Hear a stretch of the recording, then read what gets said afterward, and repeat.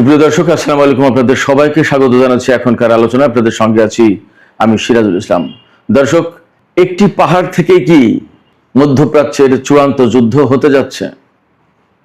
মার্কিন president Donald Trump ঘোষণা করেছেন তারা খুব শিগগিরই ইরানের পিক এক্স পাহাড়ে হামলা করবে এবং সেই হামলায় জড়িয়ে যেতে পারে ইসরায়েল। প্রশ্ন হচ্ছে, পিক এক্স পাহাড়ে কি আছে? এদিকে ইরানের আইআরজিসি পাল্টা হুঁশিয়ারি উচ্চারণ করে বলেছে, এই ধরনের হামলা যদি হয় তাহলে পুরো মধ্যপ্রাচ্যে ভয়াবহ যুদ্ধ শুরু হবে এবং ইসরায়েলের প্রতিটি কোনায় কোনায় ইরান হামলা চালাবে। ইসরায়েলকে লক্ষ্য করে 500 খাইবার শেখান ক্ষেপণাস্ত্র ছুড়বে। এদিকে হরমুজ প্রণালী এলাকায় ইরান 10,000 স্নাইপার মোতায়েন করেছে। অন্যদিকে ইয়েমেন যে সৌদি আরবের উপর নৌ অবরোধ আরোপ করেছে তার আওতায় তার অংশ হিসেবে সৌদি আরব থেকে তেলবাহী 2টি জাহাজ যাচ্ছিল, সেই 2টি জাহাজকে ফেরত পাঠিয়েছে। বাবার মানদেব প্রণালী ক্রস করতে দেয়নি। এছাড়া আরো 6টি জাহাজ সৌদি আরবের তেল আনার জন্য যাচ্ছিল, তাদেরকেও প্রবেশ করতে দেয়া হয়নি। এই পরিস্থিতিতে আন্তর্জাতিক বাজারে তেলের দাম আরো বেড়েছে এবং বর্তমানে কিছুক্ষণ আগের খবর, আন্তর্জাতিক বাজারে ব্রেন্ট ক্রুড অয়েল প্রতি ব্যারেলের দাম $94.72 পৌঁছেছে। গতকাল যা ছিল তার চেয়েও বেড়ে গেছে। আর ওয়েস্ট টেক্সাস ইন্টারমিডিয়েট যেটা, তার দাম বর্তমানে $87.78 প্রতি ব্যারেল তেলের দাম। এই পরিস্থিতিতে একদিকে যেমন বিশ্ব অর্থনীতি এবং তেলের বাজার মারাত্মক রকমের অস্থিতিশীল হয়ে পড়েছে, তেমনি মার্কিন প্রেসিডেন্ট ডোনাল্ড ট্রাম্পের পিকেক্স পাহাড়ে হামলার ঘোষণা এবং তাতে ইসরায়েলের জড়িয়ে যাওয়া আর ইরানের পাল্টা হুঁশিয়ারি, এতে আরো ভয়াবহ উদ্বেগ, অস্থিতিশীলতা এবং বড় রকমের যুদ্ধের ঝুঁকি তৈরি করেছে। আসলে পরিস্থিতি যাচ্ছে কোথায়? ইরান, আমেরিকা এবং ইসরায়েলের মধ্যকার এই সংকট আসলে বিশ্বকে কোথায় নিয়ে ঠেকাবে এবং এর শেষ পরিণতি কোথায়? সুপ্রিয় দর্শক, আমরা এই সমস্ত বিষয় নিয়ে আজকের ভিডিওতে বিস্তারিত আলোচনা করব। আশা করি আপনারা শেষ পর্যন্ত সঙ্গে থাকবেন। আর ভিডিও ভালো লাগলে লাইক, কমেন্ট, শেয়ার করবেন এবং চ্যানেলটি সাবস্ক্রাইব করে সাথেই থাকবেন। দর্শক, চলুন প্রথমেই পিক এক্স পাহাড়ে মার্কিন প্রেসিডেন্ট যে হামলার হুঁশিয়ারি দিয়েছেন, কেন এই হুঁশিয়ারি দিলেন, পিক এক্স পাহাড়টা কি আছে সেখানে এবং সেখানে কেন ইসরায়েল জড়িয়ে যেতে চায়, আর ইরান বা এত ভয়াবহ যুদ্ধের অর্থাৎ পাল্টা হামলার, পাল্টা যুদ্ধের কেন হুঁশিয়ারি দিচ্ছে? পিক এক্স পাহাড়টা হচ্ছে ইরানের মধ্যাঞ্চলে যে নাতানজ পরমাণু কেন্দ্র যেটা ইস্পাহানে, সেই পরমাণু কেন্দ্রের কয়েক মাইলের ভেতরেই এই পিক এক্স পাহাড় অবস্থিত।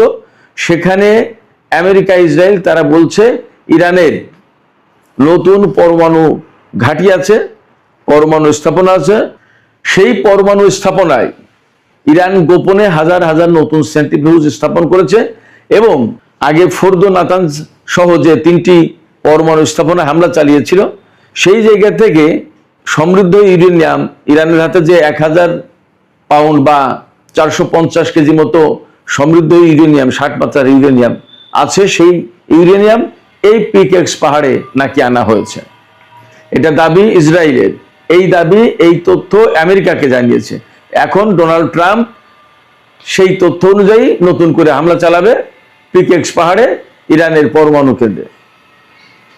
আন্তর্জাতিক বা পশ্চিমা রিপোর্টগুলো বলছে যে এই পিক এক্স পাহাড়ে যে পরমাণু স্থাপনা ইরান তৈরি করেছে তা এখনো পুরোপুরি চালু হয়নি, নির্মাণাধীন। কিন্তু আমেরিকা, ইসরায়েল আগে এটা শেষ করে দিতে চায় এবং এখানে রাখা আছে ওই সমৃদ্ধ ইউরেনিয়াম। তবে পশ্চিমা গবেষকরা বা বিশ্লেষকরা বলছে যে পিক এক্স পাহাড়ে ইরান যে পরমাণু স্থাপনা তৈরি করেছে তা ধ্বংস করা মোটামুটি ভাবে কোনোভাবেই সম্ভব না। তার কারণ হচ্ছে এটা অত্যন্ত পাহাড়ি এলাকায় অবস্থিত, প্রথম কথা। দ্বিতীয় কথা হচ্ছে যে এই মূল স্থাপনা, মূল কেন্দ্র যেটা, সেটা পাহাড়ের অনেক বেশি গভীরে এবং তার দরজাগুলো, যে প্রবেশ পথ, সেগুলো এমনভাবে তৈরি করা হয়েছে যা এই বাংকার বাস্টার বোমা দিয়েও ধ্বংস করা যাবে না, এমন ভাবে তৈরি করা হয়েছে। কারণ ইরানের বিভিন্ন সময়কার অভিজ্ঞতার আলোকে নতুন করে এই পিকেক্স পাহাড়ের পরমাণু স্থাপনা তৈরি করা হচ্ছে এবং এটা ওই রকমের শক্তিশালী প্রতিরোধমূলক ব্যবস্থা, প্রতিরক্ষামূলক ব্যবস্থা এখানে আছে, যার কারণে এটা সহজে ধ্বংস করা যাবে না। বিমান হামলা দিয়ে মূল কেন্দ্র ধ্বংস করা যাবে না। এই কেন্দ্র যদি নস্যাৎ করতে হয় বা এখান থেকে যদি সমৃদ্ধ ইউরেনিয়াম নিতে হয়, তাহলে এখানে স্থল অভিযান চালানো ছাড়া কোনো বিকল্প উপায় নেই। বাট স্থল অভিযান চালাতে গেলে সেটা হবে আরো অনেক বেশি ঝুঁকিপূর্ণ, অনেক বেশি প্রাণঘাতী এবং ভয়াবহ চ্যালেঞ্জিং। কারণ এত পাহাড়ের গভীরে গিয়ে অজানা অচেনা লোকেদের পক্ষে এখানে অভিযান চালানো কঠিন ব্যাপার। ঠিক যেহেতু এটা নতুন একটা প্রতিষ্ঠান স্থাপনা, সে কারণে তার প্রতিরক্ষার জন্য ইরান ওই রকমই সম্ভাব্য সব ধরনের উপায় অবলম্বন করেছে, সমস্ত সব ধরনের ব্যবস্থা রেখেছে। অতএব স্থল অভিযান চালাতে গেলে মার্কিন বা ইসরায়েলি সেনাদের প্রচুর ক্ষয়ক্ষতি হবে, তাতে কোনো সন্দেহ নেই। এখন প্রশ্ন হচ্ছে, এই যে ইসরায়েল এবং আমেরিকায় এই হামলায় জড়িত হবে বা এই হামলা চালাবে, ইরান কি করবে? ইরান এখানে পরিষ্কার করে বক্তব্য দিয়েছে, যদি এই ধরনের কোনো হামলা চালায় আমেরিকা ইসরায়েল, তাহলে ইরানের আইআরজিসির পক্ষ থেকে পরিষ্কার বার্তা দেওয়া হয়েছে যে একদম সাথে সাথেই ইসরায়েলের বিরুদ্ধে ভয়াবহ হামলা শুরু হবে, পুরো মধ্যপ্রাচ্যে হামলা ছড়িয়ে পড়বে এবং ইসরায়েলের প্রতিটি কোনায় কোনায় হামলা চালানো হবে, প্রতিটি কর্নারকে লক্ষ্যবস্তু করা হবে এবং অন্তত 500 খাইবার শেখান ক্ষেপণাস্ত্র ছোড়া হবে ইসরায়েলকে লক্ষ্য করে। খাইবার শেখান ক্ষেপণাস্ত্রটা কি? খাইবার শেখান ক্ষেপণাস্ত্র হচ্ছে হাইপারসনিক ক্ষেপণাস্ত্র। এই ক্ষেপণাস্ত্রের পাল্লা হচ্ছে 2000 কিলোমিটার, অর্থাৎ ইরান থেকে ছুড়লে 2000 কিলোমিটার দূরের লক্ষ্যবস্তুতে আঘাত হানতে সক্ষম এবং এটা 1.5 টন 1500 কেজি ওয়ারহেড বহন করতে পারে। একটা ওয়ারহেডের ওজন 1500 কেজি, অর্থাৎ 1.5 টন 37.5 মন। এইরকম একটা ওয়ারহেড বিস্ফোরিত হলে সেখানে কি হবে আপনি কল্পনা করেন। ইরান বলেছে অন্তত 500 খাইবার শেখান ইসরায়েলে মারা হবে, তাহলে ইসরায়েলের অস্তিত্ব থাকবে কিনা সেটা নিয়েই তো প্রশ্ন। এখানে আরেকটা তথ্য দিয়ে রাখি, আমেরিকা ইসরায়েলের কাছে কিন্তু হাইপারসনিক ক্ষেপণাস্ত্র মোকাবেলার কোনো প্রযুক্তি নেই। ফলে পিকেক্স মাউন্টেইনে বা এই পাহাড়ে আমেরিকা ইসরায়েল হামলা চালাবে কি চালাবে না তার হিসাব নিকাশ তারা করুক, সেই সিদ্ধান্ত তারা নিক। ইরান তার বক্তব্য কিন্তু পরিষ্কার করে দিয়েছে। অবশ্য মার্কিন প্রেসিডেন্ট ডোনাল্ড ট্রাম্প এর আগেও বলেছিলেন যে আমরা হামলা চালাতে পারি ইরানের পরমাণু স্থাপনা আবারও, কিন্তু তিনি তা করেননি। দেখা যাক এবার কি হয়। তবে ইরান এবার ব্যাপক মাত্রায় প্রস্তুত, তার বড় কারণ হচ্ছে আমরা গত কয়েকদিনের ইরানের হামলা যে ধরন দেখছি, তাতে ইরান যা করেছে মেইনলি মধ্যপ্রাচ্যের যত দেশে মার্কিন ঘাঁটি আছে তার প্রত্যেকটা ঘাঁটিতে ব্যাপকভাবে, আমি গতকালকেও বলেছি আজকেও বলি, radar system, early warning system, electronic warfare system, তারপরে যে সমস্ত গোয়েন্দা বিমান বা কমান্ড অ্যান্ড কন্ট্রোল সেন্টার হিসেবে কাজ করে যে সমস্ত বিমান, সেগুলোর উপর হামলা চালিয়েছে। KC-135, KC-17, KC-46 এই ধরনের রিফুয়েলিং ট্যাঙ্কার বিমান বা পরিবহন বিমান, এগুলোর উপর হামলা চালিয়েছে। প্রচুর পরিমাণে ড্রোন ক্ষতিগ্রস্ত হয়েছে, বিমানের হ্যাঙ্গারে হামলা চালিয়েছে।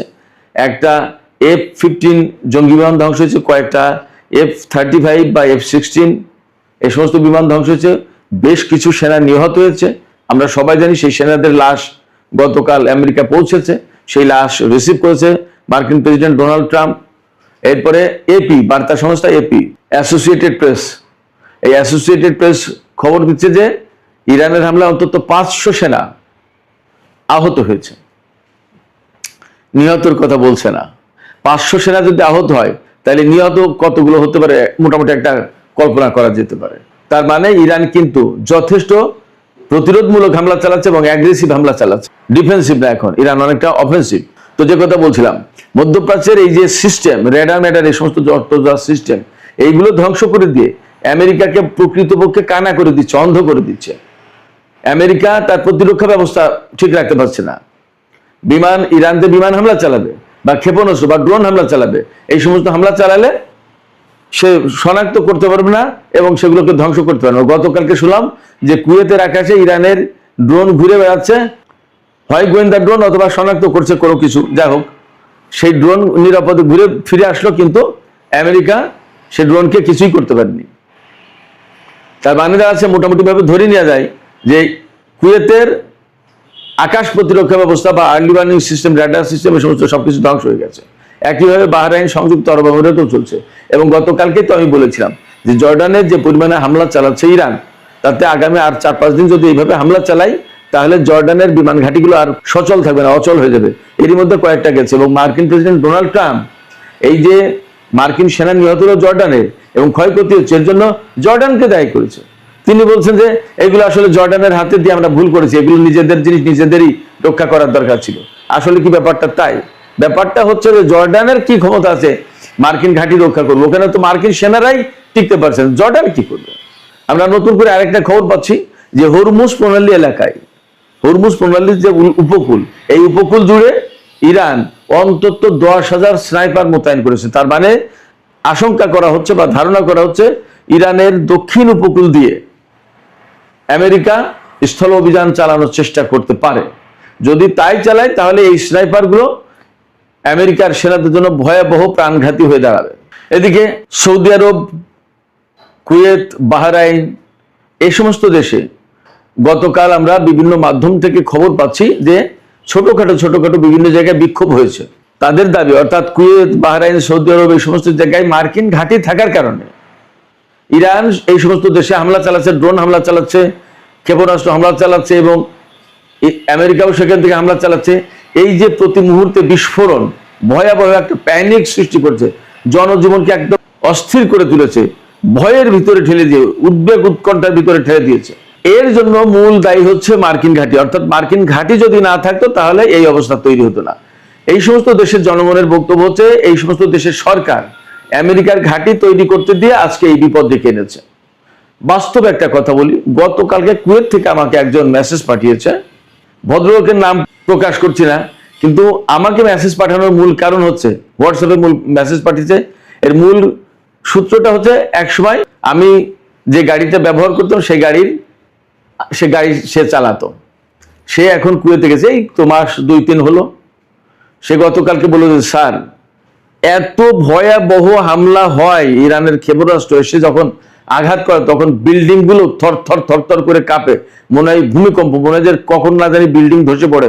প্রতিটা মুহূর্তে মনে হয় যে জীবন অনিশ্চিত, যে কোনো মুহূর্তে মারা যাবো, কখন কি হয় বলা যায় না, এত ভয়ঙ্কর একটা পরিস্থিতি।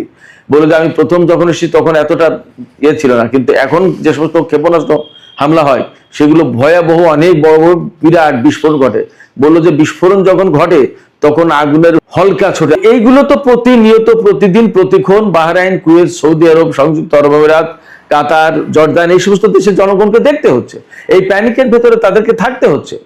শুধু তাই না, ইরান যে শুধুমাত্র মার্কিন ঘাঁটিতে হামলা চালাচ্ছে ব্যাপারটা তা কিন্তু এখন না। গতকালকে বাহরাইনের একটা হোটেলে যেখানে মার্কিন সেনারা ছিল, সেই হোটেলে ইরান ড্রোন হামলা চালিয়েছে এবং সেই হোটেলে আগুন জ্বলছে। ড্রোন বা ক্ষেপণাস্ত্র হামলা চালিয়েছে, আগুন জ্বলছে। তো সেখানে হোটেল, তো সেখানে তো বেসামরিক লোকজন থাকার কথা। এবং এই যে হোটেলের খবর ইরান পাচ্ছে কি করে? বিভিন্ন দেশের বেসামরিক লোকজন ইরানকে তথ্য দিচ্ছে যে এখানে মার্কিন সেনা আছে বা এই ঘাঁটিতে এই আছে, ইরান সেখানে হামলা চালাচ্ছে। তো এই পরিস্থিতিতে যা দাঁড়াচ্ছে যে এই সমস্ত দেশে একসময় বড় রকমের গণবিস্ফোরণও ঘটে যেতে পারে, কিছু বলা যাচ্ছে না যা পরিস্থিতি। একসময় সরকার বিরোধী আন্দোলনও তৈরি হয়ে যেতে পারে যা পরিস্থিতি। কোনো কিছু আসলে বোঝা মুশকিল, নিশ্চিত করে বলা যাচ্ছে না। তবে যা পরিস্থিতি, তাতে তো এই সমস্ত দেশের মানুষ বিক্ষুব্ধ হয়ে উঠছে যে আমেরিকার ঘাঁটির কারণে কেন আজকে আমাদেরকে এত দুর্ভোগের ভেতরে থাকতে হবে। যা হোক দর্শক, মধ্যপ্রাচ্যের এই পরিস্থিতি নিয়ে আমি যে আলোকপাত করলাম তার পাশাপাশি আরো কিছু গুরুত্বপূর্ণ খবর আছে। যেমন ইয়েমেনের হুতিরা সৌদি আরবের উপরে নৌ অবরোধ আরোপ করেছে, অর্থাৎ বাব আল মানদেব প্রণালী বা সমুদ্র ব্যবহার করে সৌদি আরব কোনো তেল বা পণ্য রপ্তানি করতে পারবে না, কিংবা কোনো দেশের জাহাজ বাব আল মানদেব প্রণালী পার হয়ে সৌদি আরবে যেতে পারবে না। তো এর আওতায় গতকালকে অন্তত 2টো জাহাজ যারা সৌদি আরব থেকে তেল নিয়ে বাব আল মানদেব প্রণালী পার হতে চাচ্ছিল তাদেরকে পার হতে দেয়নি, তাদেরকে হুতি সমর্থিত সেনাবাহিনী ফিরিয়ে দিয়েছে। আবার বাব আল মানদেব প্রণালীতে বাইরে থেকে প্রবেশ করতে চাচ্ছিল যারা সৌদি আরবের তেল আনতে চাচ্ছিল, এরকম 6টি জাহাজ ফেরত দিয়েছে হুতিরা। বাব আল মানদেব প্রণালীতে ঢুকতে দেয়নি, তাদেরকে সরিয়ে দিয়েছে। এবং হরমুজ প্রণালীতে তো কঠিন অবস্থা, সেখানে হামলা পাল্টা হামলা ঘটনা চলছে। গত রাতেও আমেরিকা ইরানের বিভিন্ন জায়গায় হামলা চালিয়েছে, এমনকি তেহরানের উপর হামলা চালানোর চেষ্টা করেছিল, সেখানে আকাশ প্রতিরক্ষা ব্যবস্থা অ্যাক্টিভেট করেছিল। এবং ইরানের উত্তরাঞ্চলেও নাকি হামলা হয়েছে, বিশেষ করে তাবরিজে, উরুমিয়া, এই সমস্ত এলাকায়। এর জবাবে ইরান কুয়েত, বাহরাইন এবং জর্দানে হামলা চালিয়েছে। তার মানে পরিস্থিতি যথেষ্ট নাজুক এবং হরমুজ প্রণালীতে পরিস্থিতি মোটেই উন্নতি হয়নি, বরং অবনতি হয়েছে। কোনো মতেই আমেরিকা হরমুজ প্রণালীকে মুক্ত করতে পারছে না। শুধু তাই না, গতকাল মার্কিন কংগ্রেসে যুদ্ধমন্ত্রী পিট হেগসেথকে তলব করা হয়েছিল। সেখানে তিনি নতুন করে আরো 87.5 বিলিয়ন ডলার চেয়েছে যুদ্ধের ব্যয় মেটানোর জন্য, এবং তিনি জানিয়েছেন যে 37.5 বিলিয়ন ডলার এ পর্যন্ত খরচ হয়েছে যুদ্ধের। কিন্তু আমেরিকানরা বা কংগ্রেসম্যানরা সবাই বলছে যে পিট হেগসেথ যে খরচের কথা বলছে এটা কম, গোপন করছে, খরচের চেয়ে আরো অনেক বেশি হয়েছে। এবং কংগ্রেসম্যানরা পিট হেগসেথকে, যুদ্ধমন্ত্রীকে, চেপে ধরেছিল যে আপনারা যুদ্ধ বলেছিলেন যে সবকিছু শেষ, ইরানের সমস্ত সামরিক সক্ষমতা শেষ, পরমাণু স্থাপনা ধ্বংস করে দিয়েছেন, এখন নতুন করে আবার হামলা চালাচ্ছেন এবং যুদ্ধের জন্য এত বিরাট বাজেট চাচ্ছেন কেন? কি হয়েছে? ঘটনা কি? যুদ্ধ কবে শেষ করবেন? কিচ্ছুর জবাব দিতে পারেনি মার্কিন যুদ্ধমন্ত্রী। এই পরিস্থিতিতে একদম মধ্যপ্রাচ্যের অবস্থা আরো অনিশ্চিত হয়ে পড়েছে, এতে কোনো সন্দেহ নেই। এই জায়গা থেকে তেলের দাম নতুন করে বেড়ে গেছে। আজকে আমি যখন এই ভিডিও করছি তার একটু আগে খবর নিলাম, আন্তর্জাতিক বাজারে ব্রেন্ট ক্রুড অয়েলের দাম প্রতি ব্যারেল $94.72, আর ওয়েস্ট টেক্সাস ইন্টারমিডিয়েট যেটা, সেটা প্রতি ব্যারেল তেলের দাম $87.78। এগুলো সব অপরিশোধিত তেলের দাম। পরিশোধিত তেলের দাম আরো বেশি। এখন যদি প্রায় $95 হয় এক ব্যারেল তেল, তার মানে এই যে ইরান এবং আমেরিকার মধ্যে যে যুদ্ধবিরতি চুক্তি 17 এপ্রিল সই হয়েছিল ইসলামাবাদ সমঝোতা স্মারক, তারপরে তেলের দাম কিন্তু ব্যারেল প্রতি $70 নিচেই চলে এসেছিল। আমরা যদি $70 ধরি তাহলে এখন 95, তার মানে $25 বেড়ে গেছে ব্যারেল প্রতি। তার মানে 3 ভাগের 1 ভাগ দাম বেড়ে গেছে আরো। এই পরিস্থিতিতে বিশ্ব অর্থনীতি, বিশ্ব তেলের বাজার আবার অস্থিতিশীল হয়ে পড়েছে, আবার চরম অনিশ্চয়তা তৈরি হয়েছে। এর ভিতরে আমেরিকা, ইসরায়েল যদি ইরানের উপরে ওই যে পিকেক্স পাহাড়ে হামলার কথা বলা হচ্ছে, সেখানে যদি হামলা চালায় তাহলে ইরান এই যুদ্ধ আরো বিস্তৃত করবে এবং ইসরায়েলের উপরে মারাত্মক আঘাত করবে। হরমুজ প্রণালী বা বালবন্দর প্রণালী আরো কঠোর হবে। তাহলে বিশ্ব ভয়াবহ অর্থনৈতিক সংকটের মুখে পড়বে, এতে কোনো সন্দেহ নেই। এই অবস্থায় আমেরিকা এই ঝুঁকি নেবে কিনা, ইসরায়েল এই ঝুঁকি নেবে কিনা, বিশ্ববাসী, বিশেষ করে রাশিয়া, চীনের মতো প্রভাবশালী দেশ, ব্রিটেন, ফ্রান্স, জার্মানি, এরকম সমৃদ্ধ অর্থনীতির দেশ, তারা এই ঝুঁকি নিতে যাবে কিনা সেটা হিসাব করা দরকার, তাদের বিবেচনা করা দরকার, এবং তারা আমেরিকার বিরুদ্ধে কোনো কিছু বলবে কিনা সেটাও তাদের বোঝা উচিত। সুপ্রিয় দর্শক, এখনকার আলোচনা এখানে শেষ করতে চাইছি। আলোচনা শেষের আগে আপনাদের মতামত জানতে চাই, আপনারা কি ভাবছেন? আসলে আমেরিকা, ইসরায়েল কি ইরানের পরমাণু স্থাপনা, যেটা পিকেক্স পাহাড়ের কথা বলা হচ্ছে, সেখানে কি হামলা চালাতে যাচ্ছে? এবং যদি হামলা চালায় তাহলে কিন্তু ইরান পাল্টা জবাব দেওয়ার হুমকি দিয়েছে ইসরায়েলের উপর। প্রতিটি কর্নারকে তারা লক্ষ্যবস্তু করবে।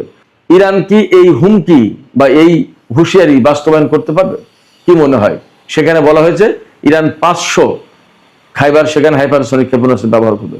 এটা কি সম্ভব কিনা ইরানের পক্ষে? আপনাদের মতামত জানিয়ে কমেন্টে লিখতে পারেন। আর ভিডিও ভালো লাগলে লাইক, কমেন্ট, শেয়ার করবেন এবং চ্যানেলটি সাবস্ক্রাইব করে সাথেই থাকবেন। দর্শক, এখনকার আলোচনা এখানেই শেষ করতে চাইছি। আপনারা সবাই অনেক অনেক ভালো থাকুন। আল্লাহ হাফেজ।